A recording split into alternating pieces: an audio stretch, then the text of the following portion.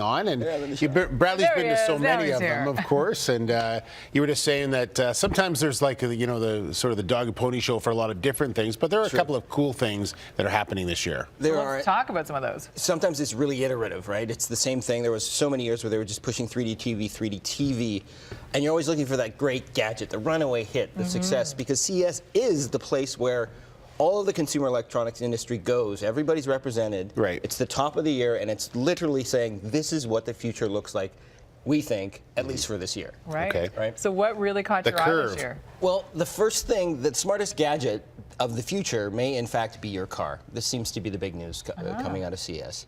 What is happening right now is every auto manufacturer is building the connected car, and by that we mean it's not people are already putting tablets in their vehicles, but finally GM made an announcement that they will have 4G enabled vehicles in almost all of their models. So that means you'll get the internet in your car. And Audi is prototyping an autonomous vehicle that will drive itself. Yeah. So we're seeing this across the board. Bad idea. In this particular case, this car right now is parking itself.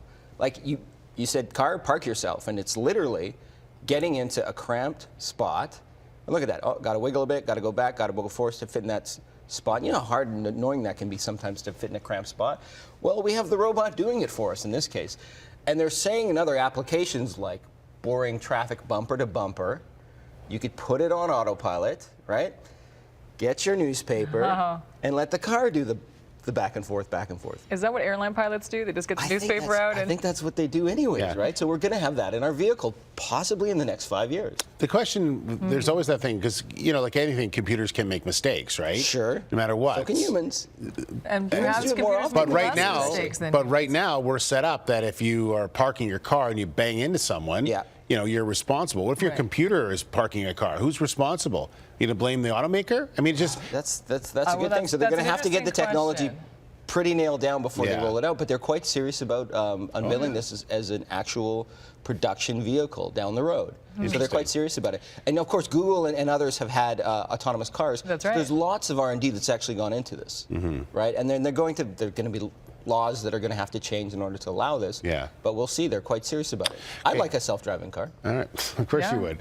What about, I want a bendable TV then. Well, the next thing, and this is the one that I'm going to be a little bit of a naysayer on at the same time as saying, well, okay, sure. So both LG and Samsung are really big on these bending TVs. Now, first of all, there's some static TVs that are curved now. So more of a cinematic experience. You might have gone into theater and the screen's a bit bent, and that's for your peripheral vision. Supposedly it's more natural.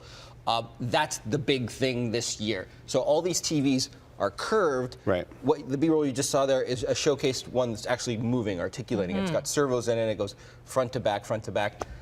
Why do you need that? Like, well, that's what I'm saying. That was my question. I'll tell you why you need that. Yeah. So imagine if you got a bunch of guys over to watch like the Super Bowl, let's say. Yeah. And there's always the two guys who sit on either end who do a lot of this. Okay. But don't you think that would even further limit their field of vision? Well, I think if it's a bendable TV, you'll be able to see more of the TV. It'll be easier for you to see the TV, I would think. From the side, you'll catch the further corner a little bit, but you'll also probably get cut off on the other side. That's right. The thing I want to remind consumers of is that years ago, I very much remember my TV was curved on the front, this old CRTs, right? Yeah. And it was an amazing innovation. I think Sony pioneered the flat TV, the Flatron. So getting it flat was a big deal that they were like, ooh, look at what we did. Yeah. And now it's just sort of ironic that now we're talking about, ooh, bendable TVs, they're amazing. What's old is new and what's new is old again. So Bradley's predicting this is just a little flash in the pan. Yeah, no, I think it's just something they need to talk about, right? So the next thing I wanted to talk about was what I personally want. This is like, we talked about this, I talked last week as a prediction, drones. But there's a drone out there. You want your own drone? I want my own drone. This drone is pilotable by a human, but look at what it does. Like, I work in video production, and we work with a lot of DSLRs in producing and shooting cost-effective video, and I can't really afford helicopter shots. I mean, to fuel up a helicopter and get shots like this, it's a lot of money. So this thing is completely, look at these shots. They're beautiful, right? DJI makes these, it's like it can do movements like a jib, like a Steadicam, and like a helicopter, and like a chopper, all at once. That is beautiful. You're right. It's a great idea. Yeah. We won't need Global One. You won't need Global One anymore. Sorry, guys. We'll always need Global One. We'll always need Global One. We always need Amber. Oh, we'll need Amber. Maybe Amber can fly our drone. And last but not least, Sony is coming out with a new phone. Now, what's interesting about this trend is I'm happy to report, very happy to report, this phone isn't bigger than the last one. These phones have kept getting bigger and bigger and bigger and bigger, right? But this one finally is going back to that reasonable thought process that we need phones to be portable and actually fit in your pocket. Was that a phone or a camera? And it's waterproof. Thank you.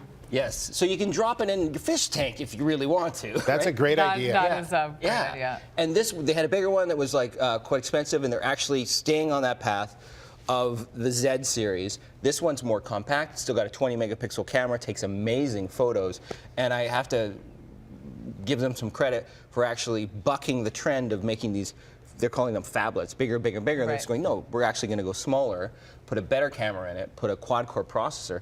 So I think Sony's starting to pick up steam in the Android market, and it's interesting. Yeah. Right. All right, good. Listening to people. Thank you, Bradley. Yeah.